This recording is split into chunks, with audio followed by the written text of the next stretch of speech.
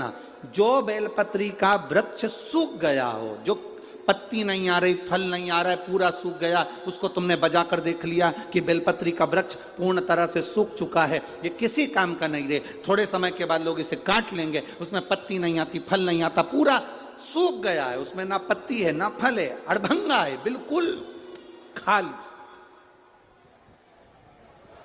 उस बेलपत्री के वृक्ष की जड़ को, उस तने को, उसको निकाल लो और उसकी एक अच्छी मुठिया बनाकर तैयार रखो। उस मुठिया को तुम्हारा मन पड़े, जिस दिन तुम्हारे पास में चंदन घिसने का सिलवट्टा हो, उस पर घिस कर उस चंदन को एकत्रित कर कर एक प्रदोष, एक शिवरात्रि हर महीने आती है, प्रदोष हर महीने आती है, सोमवार की अष्टमी 2-2, 3-3 महीने में जरूर आती है। अगर आपने प्रदोष के दिन शंकर भगवान को बेलपत्री का चंदन लगाया है, शिवरात्रि के दिन आपने बेलपत्री का चंदन लगाया है, और यदि सोमवार की अष्टमी के दिन बेलपत्री का चंदन लगाया है, इन तीनों डब्बी को आप अलग अलग कर लीजिए। एक डब्बी रख लो आपके पास में कि मैंने सोमवार की अष्टमी के दिन बाबा को चंदन का लेपन करा है और बेलपत्री का चंदन लगाया। उस चंदन को निकालकर शिवलिंग में से निकालकर एक डब्बी में भर कर रख लीजिए, या तो कोई प्लेट में उसको सुखा लो, प्लेट में सुखा लो उसको, और प्लेट में सुखा लो उसको, और या तो गोली बनाकर उसकी गोली बनाकर रख लो। दूसरा, प्रदोष के दिन बाबा को जो तुमने बेलपत्री का चंदन लगाया, परंतु याद रखना हरे वृक्ष की डंडी को नहीं सुखाना है, सूखा हुआ वृक्ष।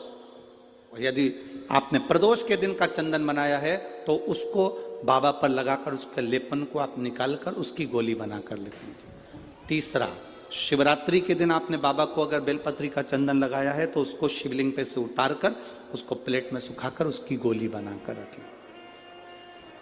अब प्रयोग करिएगा, कभी मौका मिल जाए तो प्रयोग कर कर देखिएगा। शरीर में कहीं पर भी गांठ पड़ गई हो और डॉक्टर कह रहा है कि इसका ऑपरेशन जरूरी है, तो प्रदोष के दिन जो आपने बाबा के ऊपर बेलपत्री की जड़ का जो चंदन का लेपन करा है और उसकी जो गोली बनाई है, उसको 15 दिन तक रोज एक गोली पानी से निगलना प्रारंभ करो। कुंदकेश्वर महादेव का नाम लेकर उस गोली को खाना प्रारंभ करिए। आपको 15 दिन के बाद डॉक्टर से जांच कराने के लिए जाइए, गठान धीरे धीरे गलना प्रारंभ हो गई हो, गांठ धीरे धीरे गल रही हो, उसका फल मिलता है। प्रदोष वाली बेलपत्र का, चंदन का जो गोली तुमने बनाई उसका फल तुम्हें मिलेगा।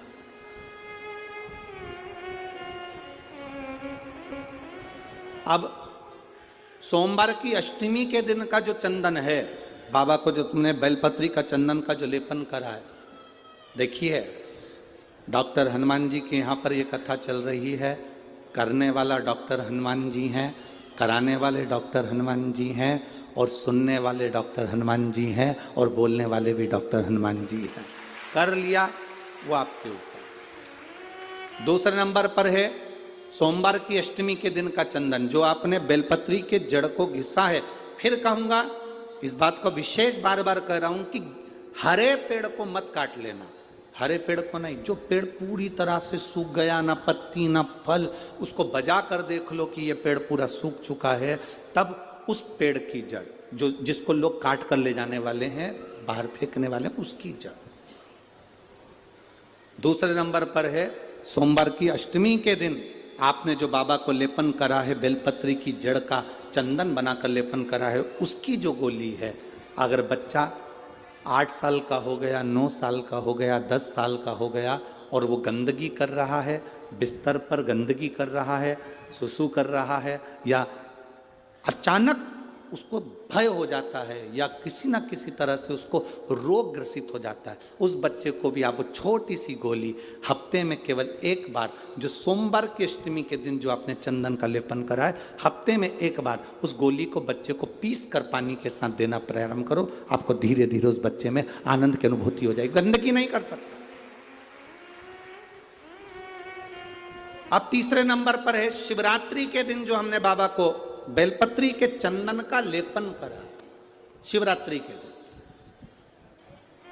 शिवरात्रि के दिन हमने बाबा को जो बेलपत्री का चंदन का लेपन करा, उस चंदन की गोली कभी डॉक्टर कह दे कि तुम्हारे रीढ़ की हड्डी में गैप हो गया है, तुम्हारी पीछे की जो रीढ़ की हड्डी उसमें गैप हो गया है, या आपकी जो हड्डियां हैं वो कमज़ोर हो गई हैं, या घुटने की हड्डी कमज़ोर हो गई है, कुर्सी पर बैठना पड़ रहा है, तो उस समय पर हफ्ते में 2 बार जो तुमने शिवरात्रि के दिन बाबा को चंदन का लेपन करा और उसकी जो गोली बनाई, वो हफ्ते में 2 बार आप उस बेलपत्री के चंदन की गोली को लेना प्रारंभ करो। रीढ़ की हड्डी में जो गैप होगा वो भराना प्रारंभ हो जाएगा। शिव तत्व है। हमने गोली का क्यों बोला? हम बोल देते कि चंदन को तुम बस ऐसे ही चाट लो, पर गोली इसलिए कि वो सूख जाएगी, तो वो आपके काम में आराम से आ सकती, सूखने चंदन का ले, उस चंदन का सुख है।